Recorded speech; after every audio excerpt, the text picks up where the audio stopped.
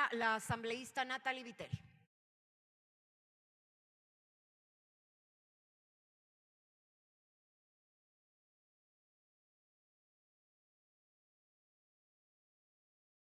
Gracias, señora presidenta.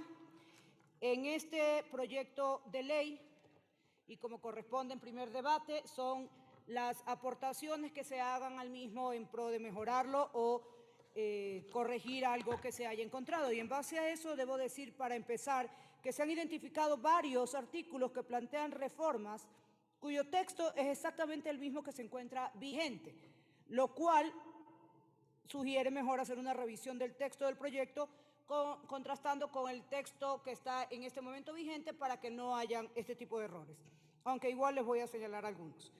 En el artículo 1, por ejemplo, es exactamente el mismo que ya se encuentra vigente. El artículo 2 considerando que el artículo 2 incorpora la definición de trabajo digno, se sugiere que este numeral se incluya en el parágrafo primero de las definiciones y reglas generales del título primero del contrato individual de trabajo. En el artículo 4, que elimina el artículo vigente relativo a la irrenunciabilidad de derechos y se reemplaza como uno relativo a principios, no consta en estos principios tampoco la irrenunciabilidad, con lo que estaría eliminándosela del Código del Trabajo y representa obviamente detrimento a los derechos laborales. En el artículo 6, un nuevo artículo relativo a la prohibición de precarización laboral. Hay que considerar su relación con el trabajo digno para que se incluya este artículo a continuación de aquel. En el artículo 9, la reforma del artículo 10 del Código del Trabajo vigente, se elimina un párrafo relativo a empleadores de los obreros de las obras públicas nacionales o locales, y hay que ver si es pertinente esta relación, porque entonces, ¿cómo se van a manejar las relaciones entre ese trabajador y esos empleadores? En el artículo 11, numeral 2, los contratos dice, abro comillas, los contratos por determinada por el giro del negocio. Supongo que es un error de redacción, porque debería ser los contratos por obra o servicio determinado dentro del giro del negocio. Eso según la clasificación de los contratos que está en el mismo artículo 11 del Código del Trabajo. En el artículo 12 se incorporan 3 artículos a continuación del 15, entre los que se encuentra el contrato por tarea y contrato a destajo, figuras que ya están contempladas en el artículo 16 vigente, es decir, estaría dándose una duplicidad. En el artículo 16, que modifica el 19, también plantea un texto que ya se encuentra vigente. El artículo 25, lo mismo, que modifica el artículo 58, es el mismo texto que ya se encuentra vigente. En el 35, el artículo 35, que reforma el 80, referente al salario, dice que el salario o sueldo mensual debe cubrir las necesidades básicas de la persona trabajadora, así como las de su familia. Y esto sería lo ideal, solamente que sabemos que nosotros tenemos un valor por canasta básica y otro valor por remuneración básica unificada, y que cuando no se llega a un acuerdo entre trabajadores y empleadores es finalmente el ministerio el que define.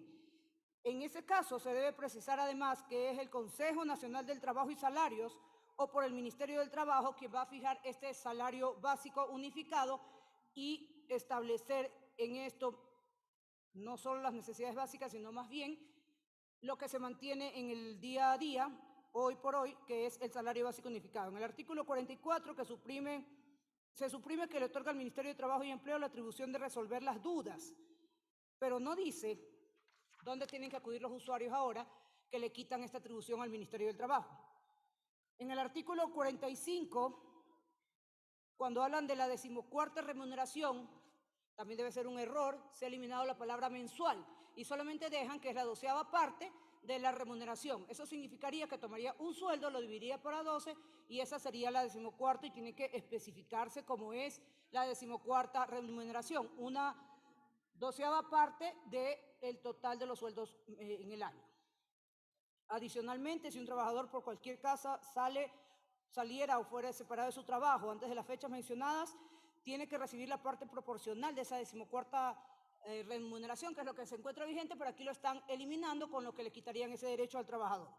Artículo 46, dentro del concepto de remuneración unificada, le están otorgando al Consejo Nacional de Trabajo y Salario la facultad de fijación de sueldos y salarios de los trabajadores sujetos a este Código de Trabajo del sector privado y el público. Y ahí podría haber una confusión con la ley de funcionarios públicos. En el artículo 58, en el 57, que sustituye al 144, deben llevar los empleadores sobre los empleados que trabajen, el registro que deben llevar los empleadores sobre los empleados que trabajen en la parte subterránea de las minas o canteras, y lo cambian por una definición de trabajo subterráneo, que no es lo mismo. El artículo 58, que reforma el 144.1, prohíbe el trabajo subterráneo a las personas menores de 21 años, pero hay que recordar que el 138 ya prohíbe este trabajo para las mujeres y los varones menores de 18 años. Entonces, habría ahí una contradicción. El 144.2 que están tratando de reformar se duplica en el 141 del Código del Trabajo vigente. El 59 es lo mismo, no existe reforma. El artículo del proyecto es exactamente el mismo del Código del Trabajo vigente. En el artículo 64 ya existen artículos enumerados a continuación del 152, hay que agregar los artículos propuestos en el mismo formato, lo mismo en el 67 a continuación del 156, como ya hay enumerados, hay que agregarlos en el mismo formato. Y hay algo sí importante de tener aquí en cuenta. Este artículo está relacionado con las enfermedades catastróficas, huérfanas y raras, congénitas, degenerativas, etc. Y establece ahora que para probar su condición, se establece como requisito presentar un certificado médico emitido por el IES. Sin embargo, sabemos, porque aquí lo discutimos y vienen los padres o los enfermos con este tipo de condiciones, que en el Ecuador hay carencia de profesionales médicos en el sistema de salud ecuatoriano para diagnosticar adecuadamente este tipo de enfermedades. Si se lo deja solo con un certificado del IES, va a haber muchísimas personas que no lo puedan obtener, no porque no tengan la condición, sino porque no hay el médico que les pueda certificar o diagnosticar lo que tienen. Estas observaciones las haré llegar a la comisión respectiva para que puedan ser tomadas en cuenta. Gracias, señor presidente.